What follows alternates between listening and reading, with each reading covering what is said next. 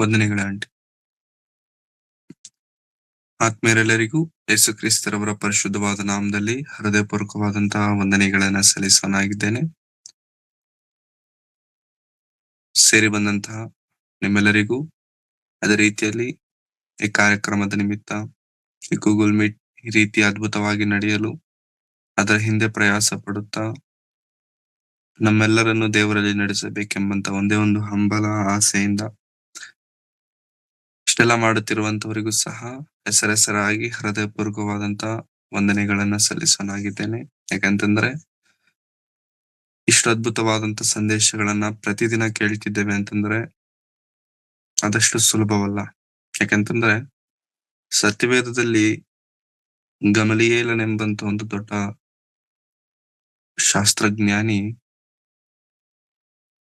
ಪೇತ್ರನನ್ನು ಯೋಹಾನನನ್ನು ಜೈಲ್ಗೆ ಹಾಕಿದಾಗ ಅವರನ್ನ ಕೊಲ್ಲಬೇಕೆಂಬುದಾಗಿ ಪ್ಲಾನ್ ಮಾಡ್ತಾರೆ ಅಧಿಕಾರಿಗಳು.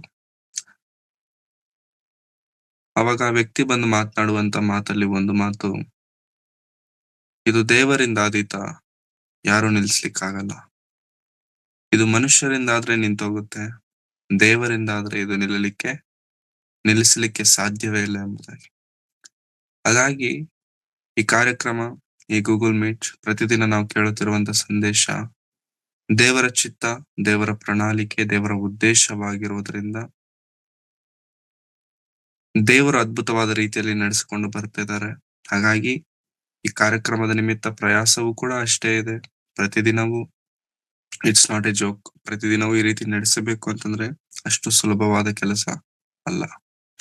ಸೊ ಮೊದಲನೇದಾಗಿ ನಾನು ಈ ವಿಷಯದಲ್ಲಿ ದೇವರಿಗೆ ಕೃತಜ್ಞತೆಗಳನ್ನ, ಸ್ತೋತ್ರಗಳನ್ನ ಸಲ್ಲಿಸುತ್ತಾ ಒಂದು ಚಿಕ್ಕ ಪ್ರಾರ್ಥನೆ ಮಾಡಿಕೊಂಡು ವಾಕ್ಯ ಸಂದೇಶವನ್ನು ನಾವು ಪ್ರಾರಂಭ ಮಾಡಿ, ಕಣ್ಣುಗಳನ್ನು ಮುಚ್ಚಿ ತಲೆಗಳನ್ನ ಬಾಯಿಸೋದಾದ್ರೆ ಪ್ರಾರ್ಥನೆ. ನಮ್ಮನ್ನು ಬಹಳವಾಗಿ ಪ್ರೀತಿ ಮಾಡಿದ ನಮ್ಮ ತಂದೆಯಾದ ದೇವರೇ, ನಿಮ್ಮ ಪರಿಶುದ್ಧವಾದ ನಾಮಕ್ಕಾಗಿ ನಿಮಗೆ ವಂದನೆಗಳನ್ನು ಸಲ್ಲಿಸುತ್ತೇವೆ ಸ್ವಾಮಿ. ಈ ಮುಂಜಾನೆ ವೇಳೆಯಲ್ಲಿ ಕರ್ತನೆ ಈ ರೀತಿಯಾಗಿ ನಿಮ್ಮ ಸಮ್ಮುಖದಲ್ಲಿ ಸೇರಿ ಬಂದು ನಿಮ್ಮ ಮಾತುಗಳಲ್ಲಿರುವಂತಹ ಸತ್ಯವನ್ನು, ನಿಮ್ಮ ಮಾತುಗಳಲ್ಲಿರುವಂತಹ ಔನ್ನತ್ಯವನ್ನು, ಸತ್ಯವೇದದಲ್ಲಿ ನೀವು ನಮಗೆ ಬರೆಸಿಕೊಟ್ಟಿರುವಂತಹ ಎಚ್ಚರಿಕೆಯ ಮಾತುಗಳನ್ನು ಕೇಳಲು ಹೇಳಲು ಸಿದ್ಧರಾಗುತ್ತಿರುವಾಗ ನಮ್ಮನ್ನು ಬಲಪಡಿಸಿ ಕರ್ತನೆ. ಹೇಳುವಂತ ನನಗೂ ಕೇಳುವಂತ ನಿಮ್ಮ ಮಕ್ಕಳಿಗೂ ಬೇಕಾಗಿರುವ ನಿಮ್ಮ ಆತ್ಮನ ಸಹಾಯವನ್ನು ನೀವು ಕೊಟ್ಟು ನಡೆಸಿ ಬಲಪಡಿಸಬೇಕೆಂಬುದಾಗಿ ಬೇಡಿಕೊಳ್ಳುತ್ತಾ, ಇದುವರೆಗೂ ನಡೆಸಿದಂತ ನಿಮ್ಮ ಪ್ರೀತಿ ಕೃಪೆಗಳಿಗಾಗಿ ನಿಮಗೆ ವಂದನೆಗಳು ಕರ್ತನೆ. ಇನ್ನು ಮುಂದೆಯೂ ನೀವೇ ಜೊತೆಗಾರನ ಇದ್ದುಕೊಂಡು ನಡೆಸಿ ಬಲಪಡಿಸಿ, ನಿಮ್ಮ ಚಿತ್ತದ, ನಿಮ್ಮ ಮಹಿಮೆಯ ಪ್ರಕಾರವಾಗಿ ನಮ್ಮೆಲ್ಲರನ್ನು ನಿಮ್ಮ ಸೇವೆಯಲ್ಲಿ ಉಪಯೋಗಿಸಿಕೊಳ್ಳಬೇಕೆಂಬುದಾಗಿ ಕೇಳಿಕೊಳ್ಳುತ್ತಾ, ಯೇಸು ಕ್ರಿಸ್ತರವರ ಪರಿಶುದ್ಧವಾದ ನಾಮದಲ್ಲಿ ಪ್ರಾರ್ಥಿಸಿ ಬೇಡಿ ಹೊಂದಿದ್ದೇನೆ ತಂದೆಯಾದ ದೇವರೇ, ಆಮೆನ್. ಮತ್ತೊಂದು ಆವರ್ತಿ ಆತ್ಮೀಯರೆಲ್ಲರಿಗೂ ಯೇಸು ಕ್ರಿಸ್ತರವರ ಪರಿಶುದ್ಧವಾದಂತಹ ನಾಮದಲ್ಲಿ ಹೃದಯಪೂರ್ವಕವಾದಂತಹ ವಂದನೆಗಳನ್ನು ಸಲ್ಲಿಸುತ್ತಾ, ಈ ದಿನದಲ್ಲಿ ಪ್ರೇಯರೆ, ಸತ್ಯವೇದದಲ್ಲಿ ಹಳೆ ಒಡಂಬಡಿಕೆ, ಹೊಸ ಒಡಂಬಡಿಕೆ 2 ಭಾಗಗಳಿದ್ದರೆ ಆ 2 ಭಾಗಗಳಲ್ಲಿ ನಾವು ಹೆಚ್ಚಾಗಿ ಮಾತನಾಡಿಕೊಳ್ಳುವಂಥದ್ದು ಹೊಸ ಒಡಂಬಡಿಕೆ. ಯಾಕಂತಂದ್ರೆ ನಾವಿರುವಂತದ್ದು ಹೊಸ ಒಡಂಬಡಿಕೆಯ ಕಾಲ, ಅಂತ್ಯ ದಿನಗಳು, ಕೊನೆಯ ದಿನಗಳಾಗಿರುವುದರಿಂದ ಹೊಸ ಒಡಂಬಡಿಕೆಯ ದಿನದಲ್ಲಿ ನಾವಿದ್ದೇವೆ. ಈ ಹೊಸ ಒಡಂಬಡಿಕೆ ಅಂದ ತಕ್ಷಣ ನಮ್ಗೆ ಮೊದಲು ನೆನಪು ಬರುವಂತ ವ್ಯಕ್ತಿ ಯೇಸು ಕ್ರಿಸ್ತರವರು. ಯಾಕಂತಂದ್ರೆ ಹೊಸ ಒಡಂಬಡಿಕೆಯನ್ನ ಪ್ರಾರಂಭ ಮಾಡಿದವರೇ ಯೇಸು ಕ್ರಿಸ್ತರವರು. ನಂತರ ನಮ್ಗೆ ನೆನಪು ಬರುವಂತದ್ದೇ ಅಪೊಸ್ತಲರು.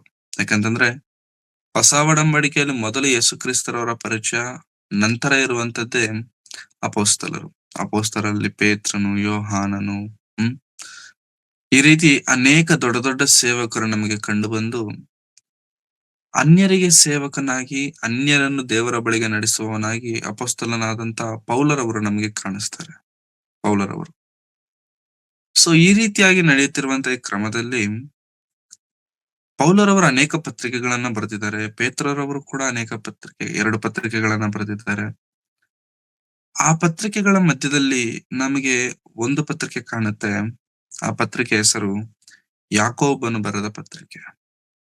ಈ ದಿನ ಯಾಕೋಬನು ಬರೆದ ಪತ್ರಿಕೆಯಲ್ಲಿ ಕೆಲವು ವಚನಗಳನ್ನ ನೋಡುವುದಕ್ಕೆ ನಾವು ಬಯಸೋರಾಗಿರೋಣ. ಪ್ರೇರೆ, ಯಾಕೋಬನು ಬರೆದ ಪತ್ರಿಕೆ. ಯಾರು ಈ ಯಾಕೋಬನು ಅಂತಂದ್ರೆ ಅಪೊಸ್ತಲರಲ್ಲಿರುವಂತಹ ಯಾಕೋಬನಲ್ಲ. ಅಪೊಸ್ತಲರಲ್ಲಿರುವ ಯಾಕೋಬನು ಅಲ್ಲ ಈ ಯಾಕೋಬನು. ಈ ಪತ್ರಿಕೆಯನ್ನ ಬರೆದಂತಹ ಯಾಕೋಬನು ಅಪೊಸ್ತಲರಲ್ಲಿರುವಂತಹ ಯಾಕೋಬನು ಅಲ್ಲ. ಯಾರು ಯಾರು ಅಂತಂದ್ರೆ ಅಪೋಸ್ತಲರಲ್ಲಿರುವಂತಹ ಯಾಕೋಬನು, 12 ಮಂದಿ ಅಪೋಸ್ತಲರಲ್ಲಿದ್ದಂತ ಯಾಕೋಬನು ಅಪೋಸ್ತಲರ ಕೃತ್ಯಗಳು 12ನೇ ಅಧ್ಯಾಯದಲ್ಲೇ ಆತನನ್ನ ಮಾಡ್ತಾರೆ, ಸಾಯಿಸ್ಬಿಡ್ತಾರೆ, ಪ್ರಾಣ ತೆಗಿತಾರೆ. ಸೊ 12ನೇ ಅಧ್ಯಾಯ ಅಪೋಸ್ತಲರ ಕೃತ್ಯದಲ್ಲೇ ಸಭೆಯ ಪ್ರಾರಂಭದ ದಿನಗಳಲ್ಲೇ ಸಭೆಯನ್ನು ಹೆದರಿಸಬೇಕು, ಸಭೆಗೆ ಭಯ ಇಡಬೇಕೆಂಬುದಾಗಿ ಆ ದಿನದಲ್ಲಿದ್ದಂತ ಚಕ್ರವರ್ತಿ ಹೆರೋದನು ಆತನ ಪ್ರಾಣವನ್ನ ತೆಗೆದಿರುವಂತದ್ದನ್ನ ನಾವು ನೋಡಬಹುದು. ಅಗ್ರಿಪ್ಪ, ಆ ಅರಸನ ಹೆಸರು, ಆ ಚಕ್ರವರ್ತಿ ಹೆಸರು ಅಗ್ರಿಪ್ಪ. ಸೊ ಈ ರೀತಿಯಾಗಿ ನಡೆದ ನಂತರ ಈ ಪತ್ರಿಕೆಯನ್ನ ಬರೆದಂತವ್ರು ಯಾರು ಅಂತಂದ್ರೆ, ಇದು ಬರೆದಂತಹ ವ್ಯಕ್ತಿ ಯೇಸು ಕ್ರಿಸ್ತನ ತಮ್ಮನಾದ ಯಾಕೋಬನು. ಯೇಸು ಕ್ರಿಸ್ತರವರ ತಮ್ಮನಾದ ಯಾಕೋಬರು. ಈ ಪುಸ್ತಕದ ಪರಿಚಯವನ್ನ ನಾನು ಮೊದಲು ನಿಮ್ಗೆ ಹೇಳ್ತಿದ್ದೇನೆ. ಈ ಯಾಕೋಬನ ಪತ್ರಿಕೆಯನ್ನು ಬರೆದಂತವರು ತಮ್ಮನಾದ ಯಾಕೋಬರು, ಯೇಸು ಕ್ರಿಸ್ತರವರಿಗೆ ತಮ್ಮನಾದ ಯಾಕೋಬರು. ತಮ್ಮಂದಿರಿದ್ದಾರೆ ಯೇಸು ಸ್ವಾಮಿಗೆ ಅಂತಂದ್ರೆ ಇದ್ದಾರೆ. ತಮ್ಮಂದಿರಿದಾರ ಅಂತಂದ್ರೆ ಹೌದು ಇದ್ದಾರೆ. ಯೇಸು ಕ್ರಿಸ್ತರವರು ಮರಿಯಳ ಗರ್ಭದಿಂದ ಜನಿಸಿದಾಗ ಮೊದಲನೆಯ ಮಗನಾಗಿ ಯೇಸು ಕ್ರಿಸ್ತರವರು ಜನಿಸ್ತಾರೆ. ಅದು ಶಾರೀರಿಕವಾದಂತ ಸಂಬಂಧವೂ ಇಲ್ಲದೆ, ಹೌದಾ, ಯೋಸೆಫನಿಗೂ ಮರಿಯಳಿಗೂ ಯಾವುದೇ ರೀತಿಯಂತ ಶಾರೀರಿಕವಾದಂತ ಸಂಬಂಧವಿಲ್ಲದೆ ಜನಿಸಿದಂತಹ ಮಗು ಯೇಸು ಕ್ರಿಸ್ತನು. ಯೇಸು ಕ್ರಿಸ್ತನ ನಂತರ ಅವರು ಶಾರೀರಿಕವಾದಂತ ಸಂಬಂಧದಲ್ಲಿ ತುಂಬಾ ಜನ ಮಕ್ಕಳು, ಗಂಡು ಮಕ್ಕಳು, ಹೆಣ್ಣು ಮಕ್ಕಳು ಹುಟ್ಟಿದ್ದಾರೆ. ಆ ಗಂಡು ಮಕ್ಕಳಲ್ಲಿ ಒಂದು ಮಗುನೇ ಈ ಯಾಕೋಬನು. ಆದರೆ ನಮ್ಮೆಲ್ಲರಿಗೂ ಗೊತ್ತಿರುವಂತ ರೀತಿಯಲ್ಲಿ ಮೊದಲು ಯೇಸು ಕ್ರಿಸ್ತರವರನ್ನ ತನ್ನ ಮನೆಯವರು ಅಂಗೀಕರಿಸಲಿಲ್ಲ. They didn't accepted him as a son of God. ದೇವರ ಮಗನೆಂಬುದಾಗಿ ಯೇಸು ಸ್ವಾಮಿಯನ್ನ ಅವರು ಸ್ವೀಕರಿಸಲಿಲ್ಲ, ಅಂಗೀಕರಿಸಲಿಲ್ಲ. ಆದರೆ ಕಾಲಕ್ರಮೇಣ ಯೇಸು ಕ್ರಿಸ್ತರವರು ತನ್ನ ಪ್ರಾಣವನ್ನ ಕಳಕೊಂಡ ನಂತರ ಯೇಸು ಕ್ರಿಸ್ತರವರು ಮೃತ್ಯುಂಜಯನಾಗಿ ಎದ್ದು ಬಂದು ಕೆಲವರಿಗೆ ಕಾಣಿಸಿಕೊಂಡನು. ಕೆಲವರಿಗೆ ಕಂಡು ಬಂದಿರುವಂತದ್ದನ್ನ ನಾವು ನೋಡಬಹುದು. ಆ ಕಂಡು ಬಂದ ಕೆಲವರಲ್ಲಿ ಈ ಯಾಕೋಬನು ಕೂಡ ಒಬ್ಬನು. ನಮ್ಗೆ ಇದೆಲ್ಲ ಕಾಣಿಸುತ್ತೆ ಅಂತಂದ್ರೆ, ಕೊರಿಂಥದವರಿಗೆ ಬರೆದ ಮೊದಲನೆಯ ಪತ್ರಿಕೆ 15ನೇ ಅಧ್ಯಾಯ, ಕೊರಿಂಥದವರಿಗೆ ಬರೆದ ಮೊದಲನೆಯ ಪತ್ರಿಕೆ 15ನೇ ಅಧ್ಯಾಯ 5ನೇ ವಚನವನ್ನು ನೋಡೋಣ. 5-6 ವಚನಗಳು. ಕೇಫನಿಗೂ ಆಮೇಲೆ ಅಪೊಸ್ತಲರಿಗೂ ಕಾಣಿಸಿಕೊಂಡನು. ತರುವಾಯ ಒಂದೇ ಸಮಯದಲ್ಲಿ 500 ಮಂದಿಗಿಂತ ಹೆಚ್ಚು ಸಹೋದರರಿಗೆ ಕಾಣಿಸಿಕೊಂಡನು. ಇವರಲ್ಲಿ ಹೆಚ್ಚು ಜನರು ಹಿಂದಿನವರೆಗೂ ಇದ್ದಾರೆ, ಕೆಲವರು ನಿದ್ರೆ ಹೋಗಿದ್ದಾರೆ. ತರುವಾಯ ಆತನು ಯಾಕೋಬನಿಗೂ ಆಮೇಲೆ ಅಪೊಸ್ತಲರೆಲ್ಲರಿಗೂ ಕಾಣಿಸಿಕೊಂಡನು. ತರುವಾಯ ಆತನು ಯಾಕೋಬನಿಗೂ ಆಮೇಲೆ ಅಪೊಸ್ತಲರಿಗೂ, ಇಲ್ಲಿ ಯಾಕೋಬನಿಗೆ ಕಾಣಿಸ್ತಿದ್ದಾರೆ ಯೇಸು ಕ್ರಿಸ್ತರವರು. ಯಾವಾಗ? ಶಿಲುಬೆಯ ಮರಣವನ್ನ ಹೊಂದಿದ ನಂತರ ಯಾಕೋಬನಿಗೆ ಇಲ್ಲಿ ಯೇಸು ಕ್ರಿಸ್ತರವರು ಕಂಡು ಯಾಕೋಬನನ್ನ ಪರ್ಸನಲ್ ಆಗಿ ಮೀಟ್ ಮಾಡಿದ್ದಾರೆ. ಪರ್ಸನಲ್ ಆಗಿ, ಅರ್ಥ ಆಗ್ತಿದೆಯಾ ಪ್ರೇರೆ? ಯಾವಾಗಾದ್ರೆ ಯಾಕೋಬನಿಗೆ ಪರ್ಸನಲ್ ಆಗಿ ಮೀಟ್ ಆಗಿದಾರೋ ಅವಾಗ ಯಾಕೋಬನು ನಿಜವಾದ ದೇವರು ಅಥವಾ ದೇವಕುಮಾರನೀತನೇ ಎಂಬುದಾಗಿ ಯೇಸು ಕ್ರಿಸ್ತರನ್ನ ಅಂಗೀಕರಿಸಿರಬಹುದು. ಸೊ ಸತ್ಯವೇದದಲ್ಲಿರುವಂತಹ ಆಧಾರದ ಮೇಲೆಗೆ ಯೇಸು ಕ್ರಿಸ್ತರವರು ಯಾಕೋಬನನ್ನ ಭೇಟಿ ಮಾಡಿ ಸಂಧಿಸಿ ಅವರ ಜೊತೆಗೆ ಮಾತನಾಡಿದಾಗ ಯೇಸು ಕ್ರಿಸ್ತರವರನ್ನ ಅಂಗೀಕರಿಸಿ ಸಭೆಗೆ ಸೇರಿರುವಂತದ್ದನ್ನ ನಾವು ಕಾಣಬಹುದು. ಸಭೆಗೆ ಸೇರಿ ಸಭೆಯಲ್ಲಿ ಮುಖ್ಯವಾದಂತ ಸ್ಥಾನಮಾನಗಳಲ್ಲಿದ್ದುಕೊಂಡು ಮುಖ್ಯವಾದಂತ ಕಾರ್ಯಕ್ರಮಗಳನ್ನ ನಡೆಸುವಂತ ಪ್ರಧಾನವಾದಂತ ವ್ಯಕ್ತಿಯಾಗಿ ಸತ್ಯವೇದದಲ್ಲಿ ನಮಗೆ ಕಾಣಿಸ್ತಾರೆ. ಸಭೆಯ ಚಟುವಟಿಕೆಗಳಲ್ಲಿ, ಸಭೆಯ ಒಂದು ಆಕ್ಟಿವಿಟೀಸ್ ಅಲ್ಲಿ. ಗಲಾತ್ಯದವರಿಗೆ ಬರೆದ ಪತ್ರಿಕೆ ನೋಡೋಣ ಒಮ್ಮೆ ಪ್ರೇರೆ. ಗಲಾತ್ಯದವರಿಗೆ ಬರೆದ ಪತ್ರಿಕೆ 2ನೇ ಅಧ್ಯಾಯ 9ನೇ ವಚನ. 2ನೇ ಅಧ್ಯಾಯ 9ನೇ ವಚನ. ಸಭಾಸ್ತಂಭಗಳೆಂದು ಹೆಸರುಗೊಂಡಿರುವ ಯಾಕೋಬ, ಕೇಫ, ಯೋಹಾನರು ಕಂಡು ದೇವರು ನನಗೆ ದಯಪಾಲಿಸಿರುವ ವರವನ್ನು ತಿಳುಕೊಂಡು ಐಕ್ಯವನ್ನು ತೋರಿಸುವುದಕ್ಕಾಗಿ ನನಗೂ ಬಾರ್ನಬನಿಗೂ ಬಲಗೈ ಕೊಟ್ಟು, ನೀವು ಅನ್ಯಜನರ ಬಳಿಗೆ ಹೋಗಿರಿ, ನಾವು ಸುನ್ನತಿಯವರ ಬಳಿಗೆ ಹೋಗುತ್ತೇವೆ ಅಂದರು. ಸಾಕು. ಇಲ್ಲಿ ಪೌಲರವರು ಮಾತನಾಡುತ್ತಾ ಸಭಾಸ್ತಂಭಗಳೆಂದು ಹೆಸರುಗೊಂಡಿರುವ ಯಾಕೋಬ, ಸಭಾಸ್ತಂಭಗಳೆಂದು ಹೆಸರುಗೊಂಡಿರುವ ಯಾಕೋಬ, ಕೇಫ ಎಂಬುದಾಗಿ. ಅಂದರೆ ಸಭೆಗೆ ಸ್ತಂಭ ಯಾಕೋಬನು. ಕೇಫ ಮಾತ್ರವೇ ಅಲ್ಲ, ಪೇತ್ರನು ಮಾತ್ರವೇ ಅಲ್ಲ, ಪೇತ್ರನ ಜೊತೆಗೆ ಪ್ರಾಮುಖ್ಯವಾದಂತಹ ಕಾರ್ಯಕ್ರಮಗಳಲ್ಲಿ one of the main important role play ಮಾಡಿದಂತ ವ್ಯಕ್ತಿ ಯಾಕೋಬನು. ಈ ಯಾಕೋಬನೇ ಯೇಸು ಕ್ರಿಸ್ತನ ತಮ್ಮನಾದ ಯಾಕೋಬನು. ಯೇಸು ಕ್ರಿಸ್ತನ ತಮ್ಮನಾದ ಯಾಕೋಬನು. ಈ ಯಾಕೋಬನೇ ನಾವು ಇವಾಗ ನೋಡ್ಲಿಕ್ಕೆ ಹೋಗುತ್ತಿರುವಂತ ಯಾಕೋಬನ ಪತ್ರಿಕೆಯನ್ನು ಬರೆದಂತವರು ಕೂಡ ಈ ಯಾಕೋಬನೇ. ಆದರೆ ಪೇತ್ರರವರು ಪತ್ರಿಕೆಯನ್ನು ಬರೆಯುವಾಗ ಯಹೂದ್ಯರನ್ನ ಉದ್ದೇಶಿಸಿ, ಯಹೂದ್ಯರನ್ನ ಮೈಂಡ್ ಅಲ್ಲಿ ಇಟ್ಕೊಂಡು ಅವರಿಗೋಸ್ಕರ ಬರೀತಾರೆ ಪತ್ರಿಕೆಗಳನ್ನ. ಅರ್ಥ ಆಗ್ತಿದೆಯಾ? ಯಹೂದ್ಯರಿಗೋಸ್ಕರ ಬರೆಯುತ್ತಾರೆ ಪೇತ್ರನ ಪತ್ರಿಕೆ. ಪೌಲರವರು ಬರೆಯುವಂತ ಪತ್ರಿಕೆಗಳಿದಾವೆ ನೋಡಿ. ಪೌಲರವರು ಬರೆದಂತಹ ಪತ್ರಿಕೆಗಳು ಅನ್ಯರಿಗೆ ಬರೆಯುತ್ತಿರುವಂತ ಪತ್ರಿಕೆ. ಅನ್ಯರಿಗೆ, ಯಹೂದ್ಯರಿಗಲ್ಲ. ಯಹೂದ್ಯರಿಗೂ ಅನ್ಯರಿಗೂ, ಆದ್ರೆ ಹೆಚ್ಚಾಗಿ ಅವರು ಬರೆಯುವಂತದ್ದು ಅನ್ಯರಿಗೆ ಬರೆಯುವಂತ ಪತ್ರಿಕೆ. ಯಾಕೋಬನು ಯಾರಿಗೆ ಬರೆದಿದ್ದಾರೆ ಪತ್ರಿಕೆ? ಕ್ರಿಸ್ತನನ್ನ ನಂಬಿ ಅನೇಕ ದೇಶಗಳಿಗೆ ಚದರಿ ಹೋದಂತ ಕ್ರೈಸ್ತರಿಗೆ ಬರೆಯುತ್ತಿರುವಂತ ಪತ್ರಿಕೆ ಈ ಯಾಕೋಬನ ಪತ್ರಿಕೆ. ಮತ್ತೆ ಗಲಾತ್ಯ 2:9 ಅದರಲ್ಲಿ ಸಭಾಸ್ತಂಭಗಳು, ಆ ಸಭೆಯ ಸ್ತಂಭಗಳಾಗಿ ಯಾಕೋಬನನ್ನು ಕುರಿತು ಪೌಲರವರು ಇಲ್ಲಿ ಮಾತನಾಡ್ತಿದ್ದಾರೆ. ಅಂತಂದ್ರೆ ಸಭೆಯಲ್ಲಿ ಮುಖ್ಯವಾದಂತ ರೋಲ್ ಪ್ಲೇ ಮಾಡಿದಂತಹ ವ್ಯಕ್ತಿ ಯಾಕೋಬರು. ಅಂದ್ರೆ ಯೇಸುಸ್ವಾಮಿನ ಮೊದಲು ಅಂಗೀಕರಿಸಲಿಲ್ಲ, ಯೇಸುಸ್ವಾಮಿನ ಮೊದಲು ದೇವಕುಮಾರನೆಂಬುದಾಗಿ ಸ್ವೀಕರಿಸಲಿಲ್ಲ. ಆದರೆ ಯಾವಾಗಾದ್ರೆ ನಾವು ನೋಡ್ದಂಗೆ ಕೊರಿಂಥದವರಿಗೆ ಬರೆದ ಪತ್ರಿಕೆಯಲ್ಲಿ ಪ್ರತ್ಯಕ್ಷವಾಗಿ ಪರ್ಸನಲ್ ಆಗಿ ಕಾಣಿಸಿಕೊಂಡರು, ಅವಾಗ ಪೌಲರವರು ಯಾಕೋಬರವರು ಯೇಸು ಕ್ರಿಸ್ತರವರನ್ನ ನಂಬಿರುವಂತದ್ದು, ಸಭೆಯಲ್ಲಿ ಸೇರಿರುವಂತದ್ದು, ಸಭೆಯ ಚಟುವಟಿಕೆಗಳಲ್ಲಿ he was one of the main character, main person ಆಗಿ ಕಾಣುವಂತದ್ದನ್ನ ನಾವು ಚರಿತ್ರೆಯಲ್ಲಿ ಕಾಣಬಹುದು, ಸತ್ಯವೇದದ ಇತಿಹಾಸದ ಪ್ರಕಾರವಾಗಿ. ಆದರೆ ಅಪೋಸ್ತಲನಾದಂತ ಪೌಲರವರು ಅನ್ಯರಿಗೆ ಪತ್ರಿಕೆಗಳನ್ನ ಬರೆದಿದ್ದಾರೆ. ಪೇತ್ರರವರು ಯಹೂದ್ಯರಿಗೆ ಪತ್ರಿಕೆಗಳನ್ನ ಬರೆದಿದ್ದಾರೆ.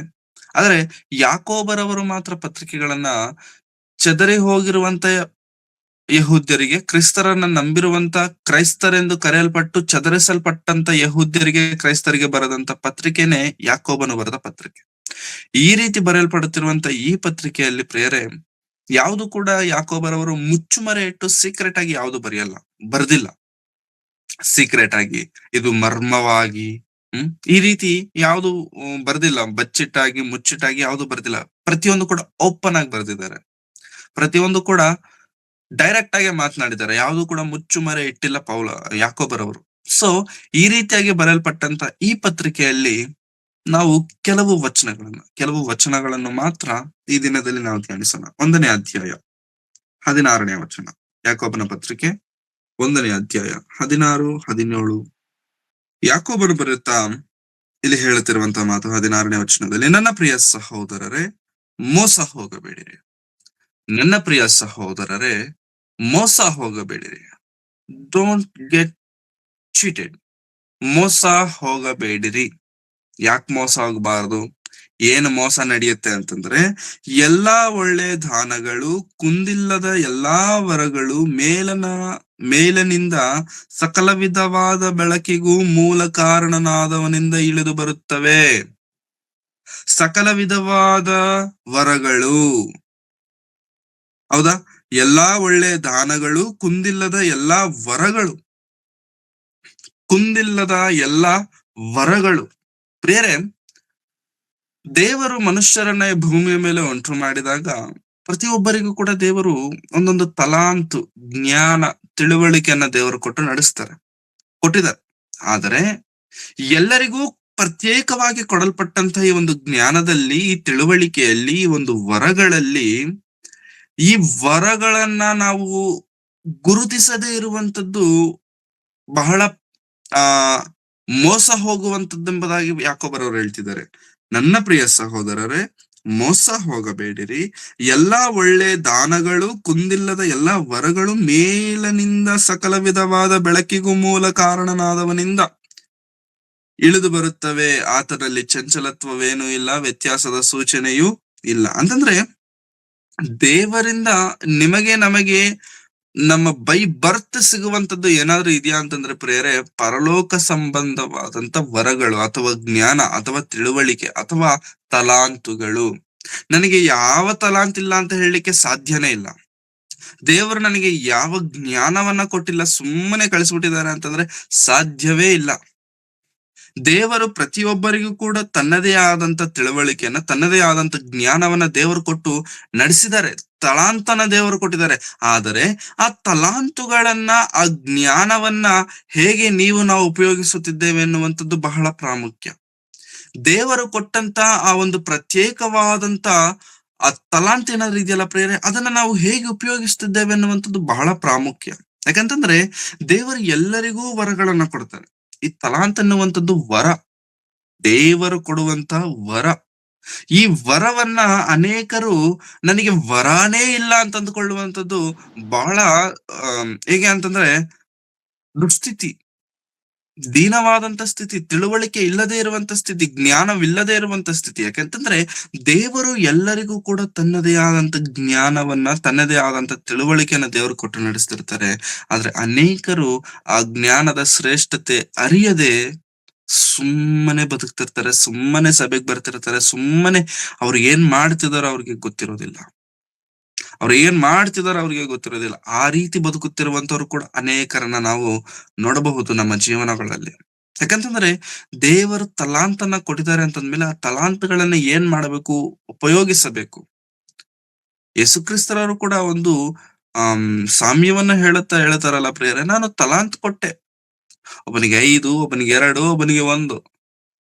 5 ತೆಗೆದುಕೊಂಡವನು 10 ಮಾಡ್ದ, 2 ತೆಗೆದುಕೊಂಡವನು 4 ಮಾಡ್ದ, ಆದ್ರೆ 1 ತೆಗೆದುಕೊಂಡವನು ಏನ್ ಮಾಡ್ದ, ಬಚ್ಚಿಟ್ಟ. ಯಾವಾಗಾದ್ರೆ ನಾವು ಪ್ರಿಯರೇ ದೇವರು ಕೊಟ್ಟಂತ ಈ ತಲಾಂತನ್ನ, ದೇವರು ಕೊಟ್ಟಂತ ಈ ಜ್ಞಾನವನ್ನ, ದೇವರು ಕೊಟ್ಟಂತ ಈ ಶ್ರೇಷ್ಠವಾದ ಅಮೂಲ್ಯವಾದಂತ ವರವನ್ನ ನಾವು ಮುಚ್ಚಿಡ್ತೇವೋ, ಬಚ್ಚಿಡ್ತೇವೋ, ಉಪಯೋಗಕ್ಕೆ ಬಾರದಂತೆ ಅದನ್ನ ನಾವು ಮಾಡ್ತೇವಲ್ಲ ಪ್ರಿಯರೇ, ಅವಾಗ ದೇವರಿಗೆ ಕೋಪ ಬರುತ್ತೆ. ನಿಮಗೆ ನಮಗೆ ದೇವರು ಜ್ಞಾನ ಕೊಟ್ಟಿದ್ದು ಯಾಕೆ ಅಂತಂದ್ರೆ ಆ ಜ್ಞಾನವನ್ನ ನೀವು ನನ್ನಲ್ಲೇ ಉಪಯೋಗಿಸಿ, ಆ ಜ್ಞಾನದಿಂದ ನನ್ನ ನಾಮವನ್ನ ಪ್ರಕಟಿಸಲ್ಪಡಬೇಕೆಂಬುದಾಗಿ ದೇವರ ಜ್ಞಾನವನ್ನ ಕೊಟ್ಟಿರಬೇಕಾದ್ರೆ ನಾವು ಆ ಜ್ಞಾನವನ್ನ ಯಾವಾಗಾದ್ರೂ ಮುಚ್ಚಿಡ್ತೀವಲ್ಲ ಪ್ರಿಯರೇ, ಮುಚ್ಚಿಟ್ಟಾಗ ದೇವ್ರ ಕೋಪ ಬರುತ್ತೆ, ಬಚ್ಚಿಟ್ಟಾಗ ದೇವರಿಗೆ ಬಹಳ ಕೋಪ ಬರುತ್ತೆ. ದೇವರ ಹತ್ರ ನಿನಗೆ ಕೊಟ್ಟಿರುವಂತದ್ದು ಮುಚ್ಚಿಡ್ಲಿಕ್ಕಲ್ಲ, ದೇವರು ನಿನಗೆ ಆ ವರ ಕೊಟ್ಟಿರುವಂತದ್ದು ಬಚ್ಚಿಡ್ಲಿಕ್ಕಲ್ಲ. ಕೆಲವೊಬ್ಬರಿಗೆ ಒಳ್ಳೆ ರೀತಿ ಮಾತನಾಡ್ಲಿಕ್ಕೆ ದೇವರು ಅವಕಾಶ ಕೊಟ್ಟಿರ್ತಾರೆ, ಕೆಲವೊಬ್ಬರಿಗೆ ಒಳ್ಳೆ ರೀತಿ ಹಾಡ್ಲಿಕ್ಕೆ, ಕೆಲವೊಬ್ಬರಿಗೆ ಒಳ್ಳೆ ರೀತಿ ಬರೀಲಿಕ್ಕೆ, ಕೆಲವೊಬ್ಬರಿಗೆ ಒಳ್ಳೆ ರೀತಿ ಕೆಲಸಗಳನ್ನ ಮಾಡ್ಲಿಕ್ಕೆ, ಮ್ಯೂಸಿಕ್ ಇನ್ಸ್ಟ್ರೂಮೆಂಟ್ ನ ಯೂಸ್ ಮಾಡ್ಲಿಕ್ಕೆ. ಈ ರೀತಿ ಅನೇಕ ವಿಧವಾದಂತ ಕಾರಣಗಳಲ್ಲಿ, ಅನೇಕ ವಿಧವಾದಂತ ಸ್ಥಿತಿಗತಿಗಳಲ್ಲಿ ದೇವರು ಒಬ್ಬೊಬ್ಬರಿಗೆ ಒಂದೊಂದು ರೀತಿಯಾದಂತ ತಲಾಂತಗಳನ್ನ ಕೊಟ್ಟಿರ್ತಾರೆ. ಆದರೆ ಆ ತಲಾಂತ್ಗಳನ್ನ, ಆ ವರಗಳನ್ನ ದೇವರಿಗೋಸ್ಕರ ಉಪಯೋಗಿಸಬೇಕಾದಂಥದ್ದು ಬಹಳ ಪ್ರಾಮುಖ್ಯ. ಬಚ್ಚಿಡಬಾರದು ನಾವು ದೇವರ ಹತ್ರ. ಮುಚ್ಚಿಟ್ರೆ ದೇವರಿಗೆ ಕೋಪ ಬರುತ್ತೆ, ದೇವರ ಹತ್ರ ನಾವು ಬಚ್ಚಿಟ್ರೆ ದೇವರ ಕೋಪ ಬರುತ್ತೆ. ಇದರಲ್ಲಿ ಯೇಸುಕ್ರಿಸ್ತರು ಹೇಳುವಂತಹ ಸಾಮ್ಯದಲ್ಲಿ ಹೇಳ್ತಾರೆ, ಆ ಒಂದನ್ನ ಮುಚ್ಚಿಟ್ಟವನ್ನ ತೆಗೆದುಕೊಂಡು ಬಂದು ಕಟಕಟನೆ ಹಲ್ಲು ಕಡಿಯುವಂತ ಸ್ಥಳಗಳಿಗೆ ಬೀಳಿಸಿ. ಅಂತವ್ರಿಗೆ ನರಕ, ಅಂತವ್ರಿಗೆ ದೇವರು ಕೊಡುವಂತ ಬಹುಮಾನವೇನಂತಂದ್ರೆ ನರಕ. ನರಕಕ್ಕೆ ಹೋಗ್ತಾರ ದೇವರು ಕೊಟ್ಟಂತ ತಲಾಂತನ ಉಪಯೋಗಿಸದೆ ಹೋದ್ರೆ. ಹೌದು, ದೇವರು ಕೊಟ್ಟಂತ ತಲಾಂತನ ನಾವು ನಿಜವಾಗ್ಲೂ ದೇವರಿಗೋಸ್ಕರ ಉಪಯೋಗಿಸದೇ ಇದ್ದಾಗ ದೇವರು ನಮ್ಮನ್ನು ನರಕಕ್ಕೆ ಕಳಿಸೋದಕ್ಕೂ ಕೂಡ ಹಿಂಜರಿಯುವುದಿಲ್ಲ.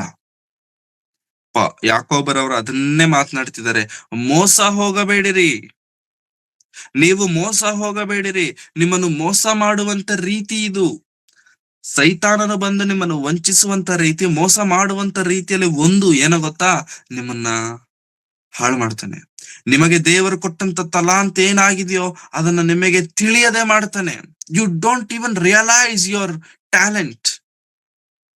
ನನಗೇನು ಕೊಟ್ಟಿಲ್ಲ, ನಾನು ಏನೂ ಇಲ್ಲ, ನಾನಿಷ್ಟೇ. ನೋ, ನೀನ್ ಇಷ್ಟೇ ಆಗಿ ದೇವರು ನನ್ನನ್ನ ಉಂಟು ಮಾಡಿಲ್ಲ. ನನ್ನನ್ನ ಉಂಟು ಮಾಡಬೇಕಾದ್ರೆ ದೇವರು ಉನ್ನತವಾಗಿ, ಶ್ರೇಷ್ಠವಾಗಿ, ಅಮೂಲ್ಯನಾಗಿ, ದೇವದೂತರಿಗಿಂತ ಹೆಚ್ಚಾಗಿ ದೇವರು ನಮ್ಮನ್ನ ಉಂಟು ಮಾಡಿದ್ದಾರೆ. ಆದರೆ ಅದನ್ನ ಗುರುತಿಸಬೇಕಾಗಿರುವಂತದ್ದು ನಮ್ಮ ಕೆಲಸ. ಅದನ್ನ ಅರ್ಥ ಮಾಡಿಕೊಳ್ಳಬೇಕಾಗಿರುವಂತದ್ದು ನಮ್ಮ ಕೆಲಸವಾಗಿದೆ. ಅದನ್ನ ಅರ್ಥ ಮಾಡಿಕೊಳ್ಳುವಂತ ಕ್ರಮದಲ್ಲಿ ಅನೇಕರು ಅದನ್ನ ಅರ್ಥ ಮಾಡಿಕೊಳ್ಳುವಂತ ಪರಿಸ್ಥಿತಿಯಲ್ಲಿ ಸೋತೋಗ್ತಾರೆ. They will fail. ಸೋತೋಗ್ತಾರೆ. ಯಾಕೆ ಅಂತಂದ್ರೆ ದೇವರ ಪ್ರೀತಿ ಅವರಿಗೆ ಸರಿಯಾಗಿ ತಲೆಗೆ ಆ ಬಿದ್ದಿಲ್ಲ. ದೇವರು ನನ್ನಿಂದ ತನ್ನ ಕಾರ್ಯಗಳನ್ನ ಮಾಡಿಸಬೇಕಂತ ಅಂದುಕೊಳ್ತಿದ್ದಾರೆ ಎಂಬುದಾಗಿ ಅವ್ರಿಗಿನ್ನೂ ಅರ್ಥ ಆಗಿಲ್ಲ. ಅರ್ಥ ಆಗದೆ ಇರುವಂತದ್ದು ಬಹಳ ಭಯಂಕರ ಪ್ರಿಯರೇ. ಈ ಕಡೆ ಗೊತ್ತಿರುವವರನ್ನ ನಾವು ಮಾತನಾಡಿಸಬಹುದು, ಅಥವಾ ಕಂಪ್ಲೀಟ್ ಆಗಿ ಗೊತ್ತಿಲ್ಲದೆಯವ್ರ ಹತ್ರ ಬೇಕಾದ್ರೆ ಮಾತನಾಡ್ಬೋದು.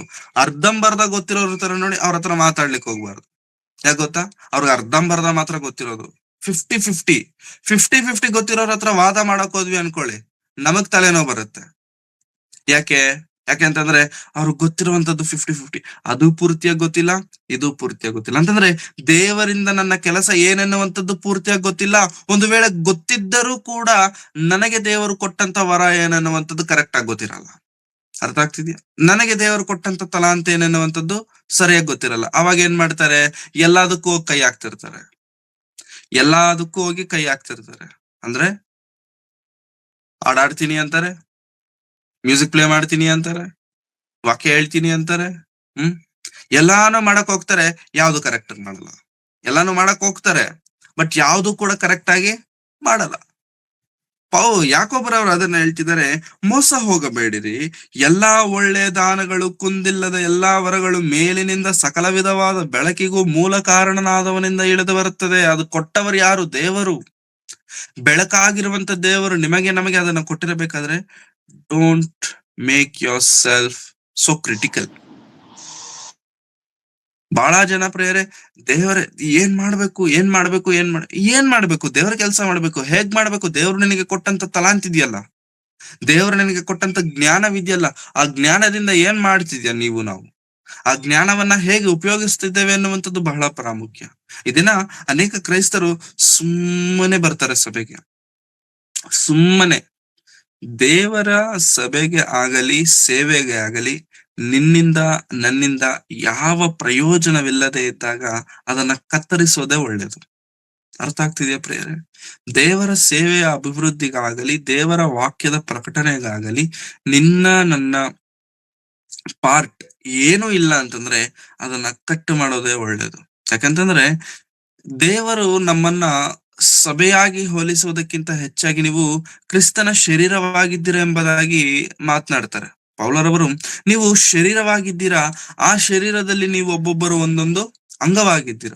ಈ ಅಂಗವು ಏನ್ ಮಾಡುತ್ತೆ? ಪ್ರತಿ ಒಂದು ಅಂಗವು ಕೂಡ ತನ್ನದೇ ಆದಂತ ಕೆಲಸ ಅದಕ್ಕೆ ಇರುತ್ತೆ. ಆದರೆ ಕ್ರಿಸ್ತನ ಶರೀರದಲ್ಲಿ ಅಂಗವಾಗಿರುವಂತ ನಿನ್ನ ಕೆಲಸ ಏನು? ಕ್ರಿಸ್ತನ ಶರೀರದಲ್ಲಿ ಅಂಗವಾಗಿದ್ದುಕೊಂಡು ನೀನು ಏನ್ ಮಾಡ್ತಿದ್ಯಾ? ಆ ದೇಹಕ್ಕೋಸ್ಕರ, ಆ ದೇಹದ ಪ್ರಯೋಜನಕ್ಕೋಸ್ಕರ, ಆ ದೇಹ ಮುಂದಕ್ಕೆ ನಡೆಯುವುದಕ್ಕೋಸ್ಕರ ಏನ್ ಮಾಡ್ತಿದ್ಯಾ? ಏನು ಮಾಡ್ತಿಲ್ಲ, ಸುಮ್ಮನೆ ಇದೀನಿ, ನನ್ನಿಂದ ಏನು ಪ್ರಯೋಜನ ಇಲ್ಲ ಅಂತಂದ್ರೆ ಅಂತವ್ರನ್ನ ಕಟ್ ಮಾಡೋದು ಒಳ್ಳೇದು. ಅಂತವ್ರನ್ನ ಕಟ್ ಮಾಡೋದು ಒಳ್ಳೇದು. ಯಾಕಂತಂದ್ರೆ ಅಂತವ್ರು ಹೇಗೆ ಗೊತ್ತಾ ಪ್ರಿಯರೇ? ಅಪೆಂಡಿಕ್ಸ್ ಇದ್ದಂಗೆ. ಅಪೆಂಡಿಕ್ಸ್ ತುಂಬಾ ಜನಕ್ಕೆ ಹೊಟ್ಟೆ ನೋವು ಬರ್ತಿರುತ್ತೆ. ಯಾಕೆ ಹೊಟ್ಟೆ ನೋವು ಬರ್ತಿರುತ್ತೋ ಗೊತ್ತಾಗಲ್ಲ. ತುಂಬಾ ಹೊಟ್ಟೆ ನೋವು ಬರ್ತಿರುತ್ತೆ. ಅವಾಗ ಯಾಕೆ ಕಾರಣಕ್ಕೆ ಹೊಟ್ಟೆ ನೋವು ಬರ್ತಿರುತ್ತೆ ಅಂತ ಸ್ಕ್ಯಾನ್ ಮಾಡಿದ್ರೆ ಸೈಡ್ ಅಲ್ಲಿ ಬೆಳೆದಿರುತ್ತೆ ವೇಸ್ಟ್. ಅದರಿಂದ ಏನು ಕೆಲಸ ಇರಲ್ಲ. ಅದನ್ನ ಕಟ್ ಮಾಡ್ಬೇಕು. ಕಟ್ ಮಾಡೋವರೆಗೂ ಆ ನೋವು ಹೋಗಲ್ಲ. ದೇವರ ಸಭೆಯಲ್ಲಿಯೂ ದೇವರ ಸೇವೆಯಲ್ಲೂ ಕೂಡ ಪ್ರಿಯರೇ, ನಮ್ಮಿಂದ ನಿಮ್ಮಿಂದ ಇಲ್ಲ ಅಂತಂದಾಗ ದೇವರು ಕೂಡ ನಮ್ಮನ್ನ ಏನ್ ಮಾಡ್ತಾರೆ? ಕಟ್ ಮಾಡ್ತಾರೆ. ಬಿಕಾಸ್ ನೀನ್ ಇಲ್ಲಿರಬೇಕಾದಂತವನಲ್ಲ, ನೀನ್ ಇಲ್ಲಿ ಇರಬೇಕಾದಂತವನಲ್ಲ. ನೀನ್ ಇಲ್ಲಿರುವುದರಿಂದ ಪ್ರಯೋಜನವೂ ಕೂಡ ಏನು ಇಲ್ಲ. ಇಲ್ಲದೆ ಇರಬೇಕಾದ್ರೆ you should not be here. ಯಾಕಂತಂದ್ರೆ ದೇವರು ನಿನಗೆ ಕೊಟ್ಟಂತ ತಲಾಂತನ ನೀನು ಯೂಸ್ ಮಾಡ್ತಿಲ್ಲ. ದೇವರು ನಿನಗೆ ಕೊಟ್ಟಂತ ಜ್ಞಾನವನ್ನ ನೀನು ಉಪಯೋಗಿಸ್ತಿಲ್ಲ. ನನಗೇನು ಜ್ಞಾನ ಇಲ್ಲ ಅಂತ ಹೇಳ್ತಿದ್ಯಾ? ಬೇರೆ ದೇವರು ಕೊಟ್ಟ ಜ್ಞಾನವನ್ನ ದೇವರಿಗೋಸ್ಕರ ಉಪಯೋಗಿಸಬೇಕಾಗಿರುವಂತದ್ದು ಬಹಳ ಪ್ರಾಮುಖ್ಯ. ಬಹಳ ಬಹಳ ಪ್ರಾಮುಖ್ಯ. ಅನೇಕರು ಹೇಳಬಹುದು, ವಾಕ್ಯ ಹೇಳೋದೊಂದೇ ದೇವರ ಸೇವೆ. ನೋ, ವಾಕ್ಯ ಹೇಳೋದು ದೇವರ ಸೇವೆ ಅಲ್ಲ. ಹೇಳೋದು ಬಹಳ ಸುಲಭ. ಹೇಳುವುದು ಬಹಳ ಸುಲಭ. ಹೇಳುವುದು ದೊಡ್ಡ ವಿಷಯ ಅಲ್ಲ ಪ್ರಿಯರೇ. ಚಿಕ್ಕ ಹುಡುಗನಿಗೆ ಒಂದೆರಡು ಪದಗಳನ್ನ ಹೇಳ್ಕೊಟ್ಬಿಟ್ಟು ಅವನಿಗೆ ಮೈಕ್ ಕೊಟ್ರುನು, ಅವನಿಗೆ ಕ್ಯಾಮರಾ ಕೊಟ್ರುನು ಅವನು ಮಾತನಾಡ್ತಾನೆ. ಹೇಳೋದು ದೊಡ್ಡ ವಿಷಯ ಅಲ್ಲ. ಹೇಳಿದ ಮಾತುಗಳ ಪ್ರಕಾರವಾಗಿ, ಕೇಳಿದ ಮಾತುಗಳ ಪ್ರಕಾರವಾಗಿ ಬದುಕುವಂತದ್ದೇ ದೊಡ್ಡ ವಿಷಯ. ಹಾಗಾಗಿ ಅನೇಕರನ್ನ ಕುರಿತು ಪೌಲರವರು ಮಾತನಾಡ್ತಾ ಹೇಳ್ತಾರೆ, ಬೋಧಕರಾಗಿರ್ಲಿಕ್ಕೆ ಹೋಗ್ಬೇಡಿ. ನೀವು ಬೋಧಕರಾಗಿರ್ಲಿಕ್ಕೆ ಹೋಗ್ಬೇಡಿ. ಆದ್ರೆ ಇವತ್ತು ತುಂಬಾ ಜನಕ್ಕೆ ಅದೊಂದು ಫ್ಯಾಷನ್ ಆಗ್ಬಿಟ್ಟಿದೆ. ನಾನು ಕಾಣಿಸ್ಬೇಕು, ನಾನು ಗ್ರೇಟ್ ಆಗಿರ್ಬೇಕು. ನೋ, ದಯವಿಟ್ಟು ಅಂತ ಆಲೋಚನೆ, ಅಂತ ಉದ್ದೇಶ ಉಳ್ಳವರಾಗಿ ಯಾರಾದ್ರೂ ದಯವಿಟ್ಟು ಥಿಂಕ್ ಒನ್ಸ್. ಒಂದು ವೇಳೆ ದೇವರು ನಿಮಗೆ ಕೊಟ್ಟಂತ ಅದೇ ಜ್ಞಾನ ಆಗಿದ್ದರೆ, ಅದೇ ತಿಳುವಳಿಕೆ, ಅದೇ ವರವಾಗಿದ್ದರೆ, yes, you have to come. But if God didn't give you, ಇದು ದೇವರು ಕೊಟ್ಟದ್ದಲ್ಲ, ನೀನ್ ಅಂದುಕೊಂಡು ನಿನ್ನ ಸ್ವಇಚ್ಛೆಗೋಸ್ಕರ ನೀನು ಬರ್ತಿದೀಯ ಅಂತಂದ್ರೆ, you have to think it once again. No, it's not right. ಎಲ್ಲರೂ ವಾಕ್ಯ ಬೋಧಕರಲ್ಲ. ಎಲ್ಲರೂ ವಾಕ್ಯ ಹೇಳೋರಾದ್ರೆ, ಎಲ್ಲರೂ ಒಂದೇ ಕೆಲಸ ಮಾಡೋರಾದ್ರೆ, ಬೇರೆ ಬೇರೆ ಕೆಲಸಗಳನ್ನ ಮಾಡೋರು ಯಾರು? ಬಾಯಿ ಮಾಡುವಂತ ಕೆಲಸ ಎಲ್ಲರೂ ಅದೇ ಕೆಲಸ ಮಾಡಿದ್ರೆ, ಕೈ ಕೆಲಸ ಯಾರು ಮಾಡ್ಬೇಕು? ಕಾಲ್ ಕೆಲಸ ಯಾರು ಮಾಡ್ಬೇಕು? ಹೃದಯದ ಕೆಲಸ ಯಾರು ಮಾಡ್ಬೇಕು? ಮಾಡೋರು ಯಾರಾದ್ರೂ ಇರ್ಬೇಕಲ್ವಾ? ಎಲ್ಲರೂ ಒಂದೇ ಅಂಗವಲ್ಲ. ಎಲ್ಲರೂ ಬೇರೆ ಬೇರೆ ಅಂಗಗಳಾಗಿದ್ದೇವೆ. ಆದರೆ ಎಲ್ಲರೂ ಒಂದೇ ಅಂಗವಾಗಿರೋದಕ್ಕೆ ಪ್ರಯತ್ನ ಪಡ್ತೇವೆ. ತುಂಬಾ ಜನ ಹೇಳ್ತಾರೆ, ಆ ನಾನು ರಾಮು ಅಂಕಲ್ ತರ ವಾಕ್ಯ ಹೇಳ್ಬೇಕು, ನಾನು ಮನೋಜ್ ಬ್ರದರ್ ತರ ವಾಕ್ಯ ಹೇಳ್ಬೇಕು, ನಾನು ವಿಲ್ಸನ್ ಅಣ್ಣನ್ ತರ ವಾಕ್ಯ ಹೇಳ್ಬೇಕು, ಅವ್ರ ತರ ಇರ್ಬೇಕು, ಇವ್ರ ತರ ಇರ್ಬೇಕು. Don't be like anyone. ನೀವ್ ಯಾರ ತರಾನು ಇರ್ಲಿಕ್ಕೆ ಹೋಗ್ಬೇಡಿ. Be like you. ನೀವ್ ಹೇಗಿದ್ದೀರೋ ಹಾಗಿರಿ. ಯಾರನ್ನು ಹೋಗಿ ಇಮಿಟೇಟ್ ಮಾಡ್ಲಿಕ್ಕೆ ಹೋಗ್ಬೇಡಿ. ಇಮಿಟೇಟ್ ಅಂತಂದ್ರೆ ಅವ್ರ ತರ ಹೇಳಲಿಕ್ಕೆ ಪ್ರಯತ್ನ ಮಾಡೋದು, ಇವ್ರ ತರ ಹೇಳಲಿಕ್ಕೆ, ಆತರ ಮಾಡಬೇಡಿ. ಅವಾಗ ನಮ್ಮನ್ನ ನಾವು ಕಳ್ಕೊಳ್ತೀವಿ. ಆತರ ಮಾಡ್ಲಿಕ್ಕೆ ಹೋದಾಗ ಅದು ನಮ್ಮನ್ನ ನಾವು ಕಳ್ಕೊಳ್ತೀವಿ ಪ್ರಿಯರೇ. ನಮ್ಮ ಒರಿಜಿನಾಲಿಟಿ ನಮ್ಮಲ್ಲಿ ಹೋಗ್ಬಿಡುತ್ತೆ. ದೇವರು ನಮ್ಮನ್ನ ಕರೆಯುವಂತದ್ದು ಯಾಕೋ ಗೊತ್ತಾ? ನಿನ್ನ ಒರಿಜಿನಾಲಿಟಿ ನೋಡಿ. ದೇವರು ನಿನಗೆ ಆ ವರವನ್ನ ಕೊಟ್ಟಿದ್ದು ಯಾಕೆ ಗೊತ್ತಾ? You are only. ನೀನಾಗಿರೋದ್ರಿಂದ ನಿನಗೆ ಆ ವರ ಕೊಟ್ಟಿದ್ದಾರೆ. ಅಷ್ಟೇ ಬಿಟ್ರೆ ನಿನಗೆ ನೀನು ಬೇರೆ ಯಾರನ್ನ ಇಮಿಟೇಟ್ ಮಾಡ್ಲಿಕ್ಕಲ್ಲ. ನೀನು ಬೇರೆ ಯಾರನ್ನ ಇಮಿಟೇಟ್ ಮಾಡ್ಲಿಕ್ಕಲ್ಲ. ನೀನೇ. ನಿನಗೆ ದೇವರು ಕೊಟ್ಟ ಆ ಪರಿಶುದ್ಧವಾದಂತ ಭಾವ ನಿನ್ನದೇ. ನಿನ್ನಿಂದ ಅದು ಯಾರು ತೆಗಿಲಿಕ್ಕೆ ಸಾಧ್ಯವೇ ಇಲ್ಲ. But don't imitate any humans. Persons ನ ಯಾವತ್ತೂ ಕೂಡ ಪ್ರತಿಬಿಂಬಿಸಲಿಕ್ಕೆ ಹೋಗಬೇಡಿ ಪ್ರಿಯರೇ. ನಾನು ಅವ್ರ ತರ ಇರ್ಬೇಕು, ಇವ್ರ ತರ ಇರ್ಬೇಕು. ಎಸ್, ಅವ್ರನ್ನ ನಾವು ಮಾದರಿಯಾಗಿ ಇಟ್ಕೊಳ್ಬೇಕು. ಅವ್ರು ಏನ್ ಮಾಡ್ತಿದ್ದಾರೆ, ಅವ್ರು ಹೇಗ್ ಮಾಡ್ತಿದ್ದಾರೆ, ವಿ ಶುಡ್ ನಮ್ಮ ಮುಂದೆ ಅವರನ್ನ ಎಕ್ಸಾಂಪಲ್ ಆಗಿ ಇಟ್ಕೊಳ್ಬೇಕೆ ಹೊರತು ಅವರಾಗಿ ನಾವು ಆಗ್ಬಾರ್ದು. ಅರ್ಥ ಆಗ್ತಿದೆಯಾ ಪ್ರೇರೆ? ಅವರಾಗಿ ನಾವು ಆಗ್ಬಾರ್ದು. ಅದಕ್ಕೆ ತುಂಬಾ ಜನ ಕೆಲವೊಬ್ಬರ ವಾಕ್ಯವನ್ನ ಕೇಳಿದ್ರೆ ನಮ್ಗನ್ಸುತ್ತೆ, ಈ ವಾಕ್ಯ ಅವ್ರು ಮಾತನಾಡ್ದಂಗೆ ಇದೆಯಲ್ಲ, ಇವ್ರು ಮಾತನಾಡ್ದಂಗೆ ಇದೆಯಲ್ಲ, ಯಾಕಿದೆ? ಅವ್ರು ಮಾತನಾಡ್ದಂಗೆ ಇವ್ರು ಮಾತನಾಡ್ದಂಗೆ ಯಾಕಿದೆ ಅಂತಂದ್ರೆ, ಅವ್ರು ಮಾತನಾಡ್ದಂಗೆ ಇವ್ರು ಮಾತನಾಡ್ತವ್ರೆ, ಅವ್ರಿದ್ದಂಗೆ ಇವ್ರು ಇರ್ತಿದ್ದಾರೆ. ಹಾಗಿರಬೇಡಿ. ದೇವರು ನಿನಗೆ ಕೊಟ್ಟಂತ ವರವೇನು? ನಿನಗೆ ದೇವರು ಕೊಟ್ಟಂತ ತಲಾಂತೇನು? ಅದರ ಹಿಂದೆ ಓಡಬೇಕೆ ಹೊರತು ಮನುಷ್ಯರ ಹಿಂದೆ ಯಾವತ್ತೂ ಓಡ್ಲಿಕ್ಕೆ ಹೋಗ್ಬೇಡಿ. ಅದಕ್ಕೆ ಪೌಲರವರು ಅಂತ ಬರ್ತಿದೆ ಪ್ರತಿ ಬಾರಿ. ಅದಕ್ಕೆ ಯಾಕೋಬರವರು ಮೋಸ ಹೋಗಬೇಡಿರಿ ಅಂತ ಹೇಳ್ತಿದ್ದಾರೆ. ನಿಮ್ಮನ್ನ ಸೈತಾನನು ವಂಚಿಸುವಂತದ್ದು ಇಲ್ಲೇ. ನೀನು ದೇವರಲ್ಲಿ ನಿಲ್ಲದೇ ಇರಬೇಕು ಅಂತಂದ್ರೆ ನಿನ್ನನ್ನ ಇಲ್ಲೇ ಕನ್ಫ್ಯೂಸ್ ಮಾಡ್ಬಿಡ್ಬೇಕು. ನಿನಗೆ ದೇವರು ಕೊಟ್ಟಂತ ತಲಾಂತಿ ಅನ್ನುವಂಥದ್ದು ನಿನಗೆ ಗೊತ್ತಾಗಬಾರ್ದು. ನಿನಗೆ ಕ್ಲಾರಿಟಿ ಇಲ್ಲದೆ ಇದ್ದಾಗ ಮಾಡಿದ್ರೆ ಮುಗ್ದೋಯ್ತು. ಅವ್ನಿಗೆ ಅರ್ಧ ಕೆಲಸ ಮುಗ್ದೋಯ್ತು. ಮಿಕ್ಕಿದ ಮುಂದಿನ ಕೆಲಸ ಅವನು ಮಾಡಬೇಕಾಗಿಲ್ಲ. ಆಟೋಮೆಟಿಕ್ ಆಗಿ ಆ ಮುಂದೆ ನಡಿಬೇಕಾದಂತ ಕಾರ್ಯಗಳೇ ನಡೀತವೆ. ಆದ್ರೆ ಅವನು ಮಾಡಬೇಕಾದಂತ ಮೊದಲನೇ ಕೆಲಸ ಏನು ಗೊತ್ತಾ? ನಿನಗೆ ದೇವರು ಕೊಟ್ಟಂತ ತಲಾಂತಿಯನ್ನು ನಿನಗೆ ಅರ್ಥ ಆಗ್ಬಾರ್ದು. ನಿನಗೆ ದೇವರು ಕೊಟ್ಟಂತ ಜ್ಞಾನ ಏನು ನಿನಗೆ ಅರ್ಥ ಆಗ್ಬಾರ್ದು. ಮತ್ ಏನ್ ಮಾಡ್ಬೇಕು ಅಂತಂದ್ರೆ, ನೀನ್ ಅವನ್ನ ಇಮಿಟೇಟ್ ಮಾಡು, ಇವನ್ನ ಇಮಿಟೇಟ್ ಮಾಡು, ನೀನ್ ಅವನಂಗಿರು, ಇವ್ನಂಗಿರು. ಇರಬೇಡಿ ಪ್ರಿಯರೇ, ಇರಬೇಡಿ. ನೀವ್ ಏನಾಗಿದ್ದೀರೋ ಹಾಗೆ ಇರಿ. ನೀವ್ ಹೇಗಿದ್ದೀರೋ ಹಾಗೆ ಇರಿ. Be what you are. ಅವರ ಪ್ರಿನ್ಸಿಪಲ್ಸ್ ನ ಫಾಲೋ ಮಾಡಿ. ಅವ್ರು ಅವರು ಯಾವ ರೀತಿ ದೇವರಿಗೋಸ್ಕರ ನಿಂತಿದ್ದಾರೆ ಅನ್ನುವಂಥದ್ದನ್ನ ನೀವು ನೋಡಿ. ಯಾವ ರೀತಿ ಅವರು ತ್ಯಾಗಗಳನ್ನ ಮಾಡಿ, ಯಾವ ರೀತಿ ದೇವರಿಗೋಸ್ಕರ ಭಾರದಿಂದ ಸೇವೆ ಮಾಡ್ತಿದ್ದಾರೆ, ಅಂತವುಗಳನ್ನ ಮನಸ್ಸಿನಲ್ಲಿ ಇಟ್ಟುಕೊಂಡು ದೇವರಿಗೋಸ್ಕರ ನಿಲ್ಲಬೇಕೆ ಹೊರತು ಅವ್ರ ಹಿಂಗೇ ಇರಬೇಕು, ಅವ್ರ ತರಾನೇ ಇರಬೇಕು, ಅವ್ರ ತರ ಇರಬೇಡಿ. ನಿಮ್ ತರ ನೀವಿರಿ. B like you. ದೇವರು ನಿಮ್ಮನ್ನ ನೋಡಿರುವಂತದ್ದು ಅದೇ. ತುಂಬಾ ಜನ ಒರಿಜಿನಾಲಿಟಿ ಕಳ್ಕೊಂಡು ಡೂಪ್ಲಿಕೇಟ್ ಹಾಕೋದಕ್ಕೆ ಇಷ್ಟಪಡ್ತಾರೆ. ಡೂಪ್ಲಿಕೇಟ್ ಆಗ್ಬೇಡಿ. ಪೈರಸಿನೇ, dupe. Original original. So original ಅನ್ನ ನೋಡ್ಬಿಟ್ಟು ಯಾವಾಗ್ಲೂ ಕೂಡ ನಾನು ಹಂಗಿರ್ಬೇಕು ಅಂತ ಅನ್ಕೊಂಬೇಡಿ. ನಿನಗೆ ದೇವರು ಕೊಟ್ಟಂತ ವರ ಏನು? ನಿನಗೆ ದೇವರು ಕೊಟ್ಟಂತ ತಲಾಂತಿ ಏನು? What is the talent that you have got? Don't say that I didn't get any kind of talent. No.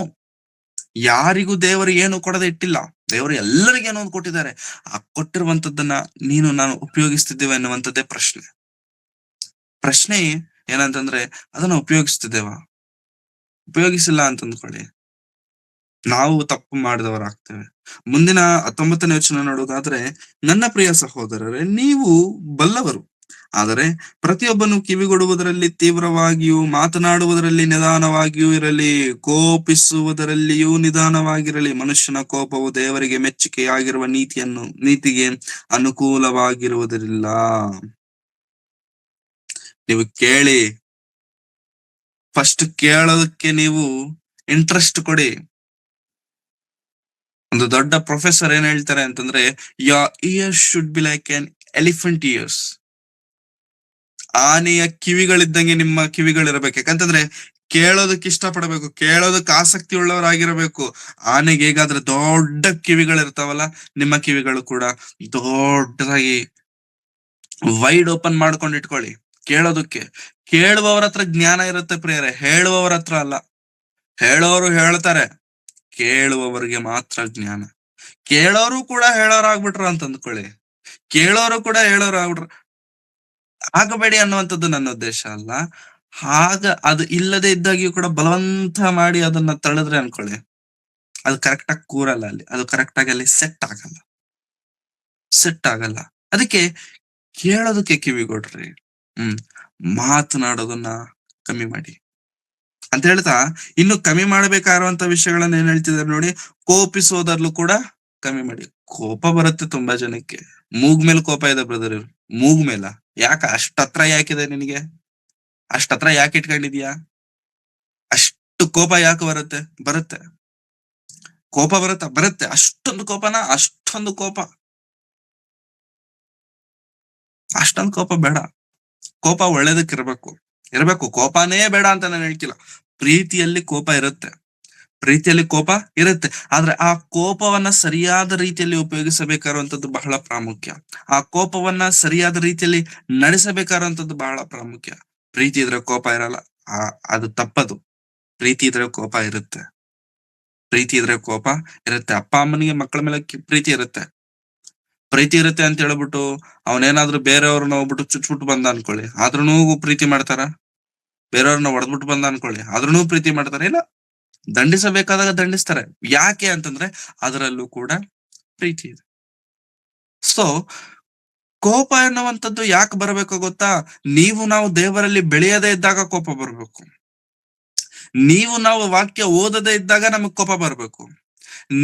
ನಾವು ದೇವರಿಗೋಸ್ಕರ ಏನು ಮಾಡದೇ ಇದ್ದಾಗ ನಮ್ಮ ಮೇಲೆ ನಮಗ್ ಕೋಪ ಬರಬೇಕು. ಪಾಪದ ಮೇಲೆ ಕೋಪ ಬರಬೇಕು, ಯವನೇಚ್ಛೆಗಳ ಮೇಲೆ ಕೋಪ ಬರಬೇಕು, ಲೋಕದಿಚ್ಛೆಗಳ ಮೇಲೆ ಕೋಪ ಬರಬೇಕು. ಅಷ್ಟೇ ಬಿಟ್ಟು ಈ ಚಿಕ್ಕ ಚಿಕ್ಕ ವಿಷಯಗಳಿಗೆ ತುಂಬಾ ಜನ ಕೋಪ ಪಡ್ತಾರೆ. ಚಿಕ್ಕ ವಿಷಯಗಳಿಗೆ ಕೋಪ ಪಡ್ಲಿಕ್ಕೆ ಹೋಗ್ಬೇಡಿ. ನೀವು ಕೋಪ ಪಟ್ರೆ that should have something kind of weight ಇರ್ಬೇಕು. ಅದಕ್ಕೆ ಅದು ನಿನಗೆ ಉಪಯೋಗಕರವಾಗಿರಬೇಕು, ಅದು ದೇವರಿಗೆ ಉಪಯೋಗಕರವಾಗಿರಬೇಕು. ಅಷ್ಟೇ ಬಿಟ್ರೆ ಸುಮ್ಮನೆ ಎಲ್ಲಾ ವಿಷಯಗಳಿಗೂ ಕೋಪ ಪಡುವುದಾದ್ರೆ ಅದಕ್ಕೆ ಅರ್ಥನೇ ಇರೋದಿಲ್ಲ ಪ್ರಿಯರೇ. ಅದಕ್ಕೆ ಯಾವ್ದು ರೀತಿಯಾದಂತ ಅರ್ಥ ಇರೋದಿಲ್ಲ. So be careful. ಯಾಕೋಬ ಅವ್ರು ಏನ್ ಹೇಳ್ತಿದ್ದಾರೆ ಅಂತಂದ್ರೆ, ಯಾಕೋಬನ ಮಾತುಗಳು ಹೀಗೆ, ಡೈರೆಕ್ಟ್. ಕೋಪ ಪಡಬೇಡ, ಅಷ್ಟೇ. ಡೈರೆಕ್ಟ್ ಆಗಿ ಮಾತನಾಡ್ತಾರೆ. ನೀನು ಮೋಸ ಆಗ್ಬೇಡ. ನನಗೆ ದೇವರು ಕೊಟ್ಟಂತ ವರಗಳೇನೋ ನೆನಪಿಟ್ಕೋ. ನಿನಗೆ ದೇವರು ಕೊಟ್ಟಂತ ಜ್ಞಾನವೇನೋ ನೀನು ಫಸ್ಟ್ ಅದನ್ನ ನಿನ್ನನ್ನ ನೀನು ನೋಡ್ಕೋ.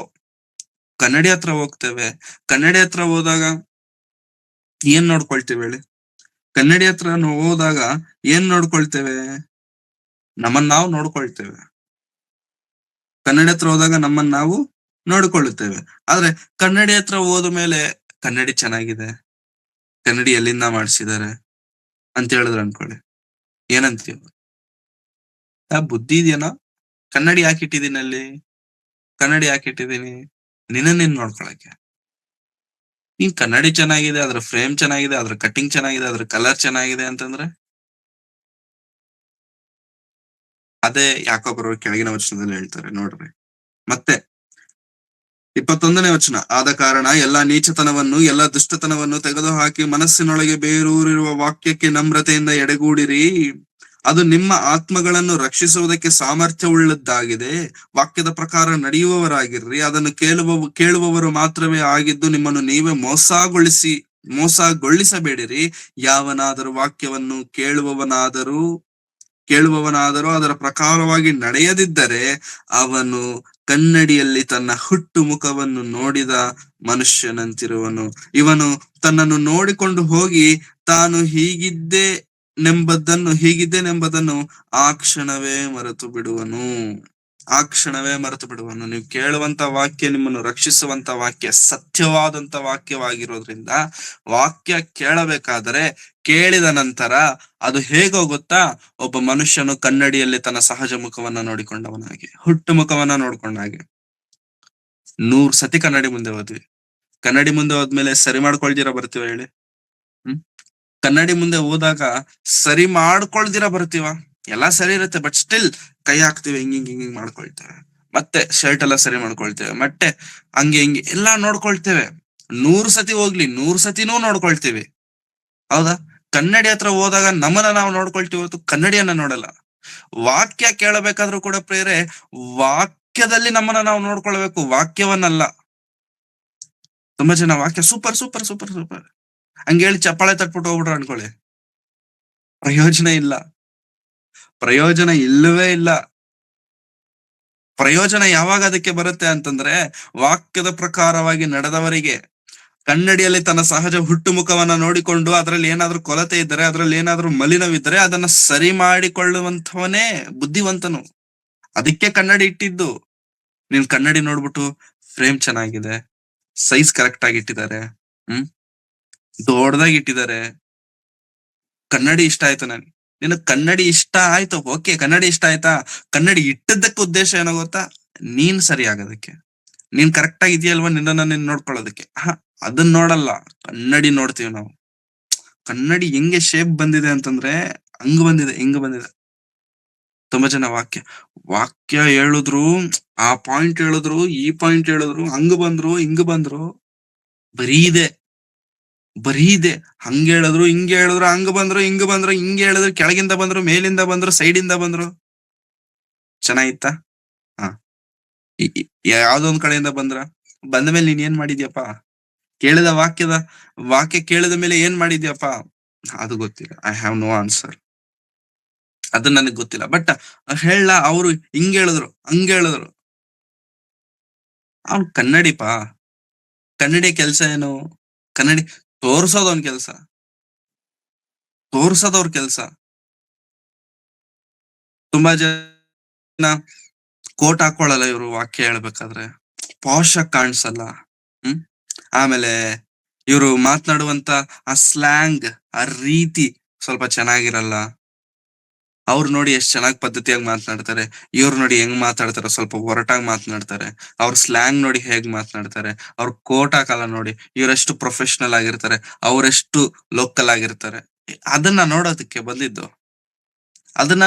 ಬಂದಿದ್ ನಾವು ಸಭೆಗೆ. ಮಾರ್ಕ್ಸ್ ಹಾಕ್ತೇವೆ ಪ್ರೇರೆ, ನಾವು ಮಾರ್ಕ್ಸ್ ಹಾಕ್ತೇವೆ. ಯಾರಿಗೆ? ವಾಕ್ಯ ಹೇಳುವಂತವ್ರಿಗೆ. ಅಲ್ಲಿ ನಿಂತ್ಕೊಂಡು ವಾಕ್ಯ ಹೇಳಿದ್ರೆ 100/50, 50/50 ಅಷ್ಟು ಅನ್ಸಿಲ್ಲ. 100/90, ವಾವ್ ಸೂಪರ್. ಮಾರ್ಕ್ಸ್ ಹಾಕಕ್ಕ ಇಂಡಿಯನ್ ಐಡಲ್ ಅಲ್ಲಿ ಏನಾದ್ರು ಕೂತಿದೀವ ನಾವು? ಯಾರೋ ಬಂದು ವಾಕ್ಯ ಹೇಳ್ತಾರೆ, ನಂತರ ಅದನ್ನ ವಾಕ್ಯ ಎಲ್ಲ ಕೇಳಿದ ಮೇಲೆ ಕೊನೆಗೆ ಮಾರ್ಕ್ಸ್ ಹಾಕ್ಬಿಟ್ಟು, ಮಾರ್ಕ್ಸ್ ಹಾಕಕ್ ಹೋಗಕ್ಕೆ ಚರ್ಚ್ಗೆ ಬರಲ್ಲ ನಾವು, ಸರಿ ಮಾಡ್ಕೊಳ್ಳೋದಕ್ಕೆ. ನನ್ನ ಮಾರ್ಕ್ ಎಷ್ಟಿದೆ, ನಾನ್ ಯಾವ ರ್ಯಾಂಕ್ ಅಲ್ಲಿ ಇದ್ದೇನೆ ಅಂತ ನಮ್ಮನ್ನ ನಾವು ನೋಡ್ಕೊಳ್ಳೋದಕ್ಕೆ ನಾವು ಸಭೆಗೆ ಬರ್ತೇವೆ. ತುಂಬಾ ಜನ ಮಾರ್ಕ್ಸ್ ಹಾಕ್ಬಿಟ್ಟು ಹೋಗ್ಬಿಡ್ತಾರೆ. ಯಾರಿಗೆ? ಅಲ್ಲಿ ನಿಂತ್ಕೊಂಡಿರೋರ್ಗೆ ಮಾರ್ಕ್ಸ್ ಅಲ್ಲ. ಮಾರ್ಕ್ಸ್ ಹಾಕಬೇಕಾಗಿರುವಂತದ್ದು ನಮಗೆ. ಹಾಗಾಗಿ 3 ವಿಷಯಗಳನ್ನ ನಾವು ನೆನಪಿಟ್ಕೊಳ್ಬೇಕು. ದೇವರು ನಮಗೆ ಕೊಟ್ಟಂತ ಜ್ಞಾನವೇನು? ದೇವರು ನಮಗೆ ಕೊಟ್ಟಂತಹ ತಲಾಂತೇನು? ಎರಡನೇದು ಕೇಳಬೇಕು ನಾವು ಜಾಸ್ತಿ. ವಾಕ್ಯವನ್ನಾಗಲಿ, ದೇವರ ಮಾತುಗಳನ್ನಾಗಲಿ ಕೇಳಬೇಕು. ಕೇಳುವುದಕ್ಕೆ ನಾವು ಆತುರ ಪಡಬೇಕು. ಮಾತನಾಡುವುದಕ್ಕೆ ಕಡಿಮೆ ಮಾಡಬೇಕು. ಕೋಪಿಸುವುದಕ್ಕೆ ನಾವು ಕಡಿಮೆ ಮಾಡಬೇಕು. ಯಾವುದರ ವಿಷಯದಲ್ಲಿ ಕೋಪ ಇರಬೇಕು ಅದರಲ್ಲಿ ಇರಬೇಕು. ಯಾವುದರ ವಿಷಯದಲ್ಲಿ ಪ್ರೀತಿ ಇರಬೇಕು ಅದರಲ್ಲಿ ಇರಬೇಕು. ಮೂರನೇದಾಗಿ ವಾಕ್ಯ ಕೇಳಿದ ನಂತರ ಆ ವಾಕ್ಯವನ್ನ ಸರಿಯಾದ ರೀತಿಯಲ್ಲಿ ನಾವು ನಡೆಸ್ಕೊಂಡು ಹೋಗಬೇಕಾದಂಥದ್ದು ಬಹಳ ಪ್ರಾಮುಖ್ಯ. ಆ ವಾಕ್ಯದ ಪ್ರಕಾರವಾಗಿ ನಾವು ಬದುಕಬೇಕಾದಂಥದ್ದು ಬಹಳ ಪ್ರಾಮುಖ್ಯ. ದೇವರು ಕೊಟ್ಟದ್ದು ಅದಕ್ಕೆ. ದೇವರ ಮಾತುಗಳನ್ನ ಕೊಟ್ಟದ್ದು ಇದಕ್ಕೆ. ಹಾಗಾಗಿ ಈ 3 ವಿಷಯಗಳು ಯಾಕೋಬರವರು ತನ್ನ ಮೊದಲನೆಯ ಪತ್ರಿಕೆಯಲ್ಲಿ ಮಾತನಾಡ್ತಾ, ಮೊದಲನೇ ಅಧ್ಯಾಯದಲ್ಲಿ ಮಾತನಾಡ್ತಾ ಹೇಳ್ತಾರೆ, ಮೋಸ ಹೋಗಬೇಡಿರಿ. ಆಲ್ರೆಡಿ ಒಂದ್ಸಲ ಹೇಳಿದ್ದಾರೆ. ಆಲ್ರೆಡಿ ಒಂದ್ಸಲ 16ನೇ ವಚನದಲ್ಲಿ ಹೇಳಿದ್ದಾರೆ. ಮತ್ತೆ ನೀವು ವಾಕ್ಯವನ್ನ ಕೇಳಿ ಅದನ್ನ ಬಿಟ್ಟು ಬಿಡುವುದಾದ್ರೆ ಬರೀ ಕೇಳುವವರಾಗಿದ್ದರೆ ನಿಮ್ಮನ್ನ ನೀವೇ ಮೋಸ ಮಾಡಿಕೊಳ್ತೀರಾ. ಮೋಸ ಹೋಗ್ಬೇಡ್ರಿ. ಸೊ ಸೈತಾನನ ನಮ್ಮ ಬಳಿಗೆ ಬರೋದೇ ನಮ್ಮನ್ನ ವಂಚಿಸೋದಕ್ಕೆ, ನಮ್ಮನ್ನ ಮೋಸ ಮಾಡೋದಕ್ಕೆ. ಆ ಮೋಸ ಮಾಡುವವನು ನಮ್ಮ ಬಳಿಗೆ ಬಂದಾಗ ಇದನ್ನು ಮೋಸದ ಆತ್ಮ, ವಂಚಿಸುವ ಆತ್ಮ ಎಂಬಂತ ತಿಳುವಳಿಕೆ ನಮ್ಮಲ್ಲಿ ಬಿಡಬೇಕು. So first know your self. ನಿಮ್ಮನ್ನ ನೀವು ನೋಡ್ಕೊಳ್ಳಿ. ನಿಮ್ಗೆ ಏನ್ ಮಾಡ್ಬೇಕು ಗೊತ್ತಾಗ್ತಿಲ್ವಾ? ವಾಕ್ಯ ಓದಿ, ವಾಕ್ಯಗಳನ್ನ ಧ್ಯಾನಿಸಿ, ವಾಕ್ಯದ ಪ್ರಕಾರವಾಗಿ ಬದುಕುವುದಕ್ಕೆ ಪ್ರಯತ್ನ ಮಾಡಿ. ದೇವರು ತಾನೇ ತನ್ನ ಜ್ಞಾನವನ್ನ ನಮಗೆ ಕೊಟ್ಟು ಉನ್ನತವಾದಂತ ರೀತಿಯಲ್ಲಿ ನಡೆಸೋದಕ್ಕೆ ಶಕ್ತನಾಗಿದ್ದಾನೆ. ಮತ್ತೆ ಹೇಳ್ತೇನೆ ಪ್ರಿಯರೇ, ಮನುಷ್ಯರನ್ನ ಯಾವತ್ತು ನೋಡ್ಲಿಕ್ಕೆ ಹೋಗ್ಬೇಡಿ ಅಂತಂದಾಗ ಲಿಟ್ರಲಿ ನೋಡ್ಲಿಕ್ಕೆ ಹೋಗ್ಬೇಡಿ. ಅವರಿಂದ ಸಹಾಯವನ್ನಾಗಲಿ, ಅವರಿಂದ ಒಳ್ಳೆಯದನ್ನಾಗಲಿ, ಅವರು ನನಗೇನೋ ಮಾಡ್ತಾರೆ ಅನ್ನೋದಾಗಲಿ, ಅವರು ದೊಡ್ಡ ಸ್ಥಾನದಲ್ಲಿದಾರಲ್ಲ, ದೇ ವಿಲ್ ಹೆಲ್ಪ್ ಮಿ. ಅರ್ಥ ಮಾಡ್ಕೊಳ್ಳಿ, ಸೇವೆಯಲ್ಲಿ ಉನ್ನತ ಸ್ಥಾನದಲ್ಲಿರುವಂತವರೇ ದೇವರ ಸೇವೆಗೋಸ್ಕರ ನಾನು ನಿಲ್ತೇನೆ ಅಂತಂದಾಗ ಸಹಾಯ ಮಾಡದವರು ಬಹಳ ಜನ ಇರ್ತಾರೆ. ಪ್ರಾಕ್ಟಿಕಲ್ ಆಗಿ ಹೇಳ್ತಿದ್ದೇನೆ. ಸೇವೆಯಲ್ಲಿರುವಂತವರೇ ನಾನು ಸೇವೆಗೋಸ್ಕರ ನಿಲ್ಲುತ್ತೇನೆ ಎಂಬುದಾಗಿ ಒಂದು ವೇಳೆ ನಾವು ಹೇಳುವುದಾದ್ರೆ, they want even help you, they want even guide you, because ಅವ್ರಿಗೆ ಗೊತ್ತಿಲ್ಲ. ಸೊ ಅದಕ್ಕೆ ಮನುಷ್ಯರನ್ನ ಯಾವತ್ತೂ ನೋಡ್ಬೇಡಿ ಪ್ರಿಯರೇ. Don't see only God. ದೇವರನ್ನು ಮಾತ್ರ ನೀವು ನೋಡಿ. ದೇವರು ಮಾಡುವಂತ ಅದ್ಭುತಗಳನ್ನ ಕಣ್ಣಾರೆ ನೋಡ್ತೀರಾ. So please, first of all you have to know yourself. ನಮ್ಮನ್ನ ನಾವು ತಿಳ್ಕೊಳ್ಬೇಕು. ಎರಡನೇದಾಗಿ ಕೇಳೋದಕ್ಕೆ ಆಸಕ್ತಿ ಉಳ್ಳವರಾಗಿರ್ಬೇಕು. ಮೂರನೇದಾಗಿ ನಮ್ಮನ್ನು ವಾಕ್ಯದ ಮೂಲಕವಾಗಿ ಸರಿ ಮಾಡಿಕೊಳ್ಳುವುದಕ್ಕೆ ಪ್ರಯತ್ನಿಸಬೇಕು. ಯಾಕಂತಂದ್ರೆ ವಾಕ್ಯವು ಕನ್ನಡಿ ಇದ್ದ ಹಾಗೆ, ಮಿರರ್ ಇದ್ದ ಹಾಗೆ. ಹಾಗಾಗಿ ಈ 3 ವಿಷಯಗಳನ್ನ ನಮ್ಮ ಜೀವನದಲ್ಲಿ ಇಟ್ಟುಕೊಂಡು ದೇವರ ಮುಂದೆ, ದೇವರೇ ನನ್ನನ್ನು ಸರಿ ಮಾಡು, ನನಗೆ ಜ್ಞಾನವನ್ನು ಕೊಡು, ನಿನಗೋಸ್ಕರ ನಾನು ಹೇಗೆ ನಿಲ್ಲಬೇಕೆನ್ನುವಂಥದ್ದನ್ನ ನನಗೆ ಬೋಧಿಸು ಎಂಬುದಾಗಿ ದೇವರ ಹತ್ರ ಕೇಳುವುದಾದ್ರೆ, ದೇವರು ನಮ್ಮನ್ನು ಅದ್ಭುತವಾದ ರೀತಿಯಲ್ಲಿ ನಡೆಸೋದಕ್ಕೆ ಶಕ್ತನಾಗಿದ್ದಾನೆ. ಕಣ್ಗಳನ್ನು ಮುಚ್ಚಿ ತಲೆಗಳನ್ನು ಬಾಗಿಸಿ ಪ್ರಾರ್ಥಿಸಿಕೊಳ್ಳು. ಪ್ರೀತಿ ಸ್ವರೂಪನಾದ ತಂದೆಯಾದ ದೇವರೇ, ನಿಮ್ಮ ಪರಿಶುದ್ಧವಾದ ನಾಮಕ್ಕಾಗಿ ನಿಮಗೆ ವಂದನೆಗಳನ್ನು ಸಲ್ಲಿಸ್ತೇನೆ ಸ್ವಾಮಿ. ಕರ್ತನೆ, ಯಾಕೋಬರವರು ಬರೆದಂತ ಪತ್ರಿಕೆಯಲ್ಲಿ ಕೆಲವು ವಚನಗಳನ್ನು ನಾವು ನೋಡಿದ್ದೇವೆ. ನಿಮ್ಮನ್ನು ಕಣ್ಣಾರೆ ಕಂಡು, ನಿಮ್ಮನ್ನು ನಂಬಿ ಸಭೆಗೆ ಸೇರಿ, ಸಭೆಯಿಂದ ಚದರಿ ಹೋದಂತ ಅನೇಕರಿಗೆ ಬರೆದಂತ ಈ ಪತ್ರಿಕೆಯಿಂದ ನಾವು ಕೂಡ ಕಲಿಯಬೇಕಾದಂತ ಅನೇಕ ಸಂಗತಿಗಳಿದ್ದಾವೆ ಕರ್ತನೆ. ಅವುಗಳನ್ನ ತಿಳಿದುಕೊಂಡು ಅವುಗಳ ಪ್ರಕಾರವಾಗಿ ಜೀವಿಸುವಂತೆ ಸಹಾಯ ಮಾಡಿ. ನೀವು ನಮಗೆ ಜ್ಞಾನವನ್ನ ಕೊಟ್ಟಿದ್ದೀರಾ, ತಿಳುವಳಿಕೆ, ತಲಾಂತನ ಕೊಟ್ಟಿದ್ದೀರಾ. ತಲಾಂತುಗಳನ್ನ ವ್ಯರ್ಥವಾಗಿ ಕಳೆಯದೆ ನಿಮಗೋಸ್ಕರ ಉಪಯೋಗಿಸುವವರಾಗಿ ನಾವೆಲ್ಲರೂ ಇರುವಂತೆ ನಮಗೆ ಸಹಾಯ ಮಾಡಿ. ಕೇಳುವವರಾಗಿರುವುದಕ್ಕೆ ಹೆಚ್ಚಾಗಿ ಪ್ರಾಧಾನ್ಯತೆಯನ್ನ ಕೊಡುವುದಕ್ಕೆ ನಮಗೆ ಕೃಪೆ ತೋರಿಸಿ. ನಮ್ಮನ್ನು ನಾವು ನಿಮ್ಮ ವಾಕ್ಯದಿಂದ ಸರಿ ಮಾಡಿಕೊಳ್ಳುವಂತ ಜ್ಞಾನವನ್ನು ನಮಗೆ ಕೊಟ್ಟು ನಡೆಸಿ ಬಲಪಡಿಸಬೇಕೆಂಬುದಾಗಿ ಬೇಡಿಕೊಳ್ಳುತ್ತೇನೆ ಸ್ವಾಮಿ. ಇದುವರೆಗೂ ನಡೆಸಿದಂತ ನಿಮ್ಮ ಪ್ರೀತಿ ಕೃಪೆಗಳಿಗಾಗಿ ನಿಮಗೆ ವಂದನೆಗಳು. ಸೇರಿ ಬಂದಿರುವಂತೆಲ್ಲ ನಿಮ್ಮ ಮಕ್ಕಳನ್ನು ನಿಮ್ಮ ಕರಗಳಿಗೆ ಒಪ್ಪಿಸಿಕೊಡುತ್ತಿದ್ದೇನೆ. ಪ್ರತಿಯೊಬ್ಬರನ್ನು ನೀವು ಬಲಪಡಿಸಿ ಅದೇ ರೀತಿಯಲ್ಲಿ ಕರ್ತನೆ, ಈ ಕಾರ್ಯಕ್ರಮದ ನಿಮಿತ್ತವಾಗಿ ಶ್ರಮಿಸುತ್ತಾ ಅದರ ಹಿಂದೆ ಕೆಲಸ ಮಾಡುತ್ತಿರುವಂತ ಅನೇಕರಿದ್ದಾರೆ ಸ್ವಾಮಿ. ಎಲ್ಲರನ್ನೂ ಹೆಸರಾಗಿ ನೆನಪು ಮಾಡಿಕೊಳ್ತಾರೆ. ಪ್ರತಿಯೊಬ್ಬರಿಗೆ ಬರತಕ್ಕ ಪ್ರತಿಫಲವನ್ನ ನೀವು ದಯಪಾಲಿಸಿ ನಡೆಸಬೇಕೆಂಬುದಾಗಿ ಬೇಡಿಕೊಳ್ಳುತ್ತಾ ಯೇಸು ಕ್ರಿಸ್ತರವರ ಪರಿಶುದ್ಧವಾದ ನಾಮದಲ್ಲಿ ಪ್ರಾರ್ಥಿಸಿ ಬೇಡಿ ಹೊಂದಿದ್ದೇನೆ ತಂದೆಯಾದ ದೇವರೇ, ಆಮೆನ್. ನಮ್ಮ ತಂದೆಯಾದ ದೇವರ ಪ್ರೀತಿಯು, ಕರ್ತನಾದಂತ ಯೇಸು ಕ್ರಿಸ್ತರವರ ಕೃಪೆಯು, ಪವಿತ್ರಾತ್ಮನ ಅನ್ಯೋನ್ಯತೆಯು, ಸಹವಾಸವು ಇಂದಿಗೂ ಎಂದಿಗೂ ಸದಾಕಾಲವು ಕರ್ತನು ಬರುವ ತನಕ ನಮ್ಮೆಲ್ಲರೊಂದಿಗೆ ಸದಾ ನೆಲೆಯಾಗಿರಲಿ ಸ್ವಾಮಿ. Amen. Amen. Thank you very much. ಎಲ್ಲರಿಗೂ ವಂದನೆಗಳು.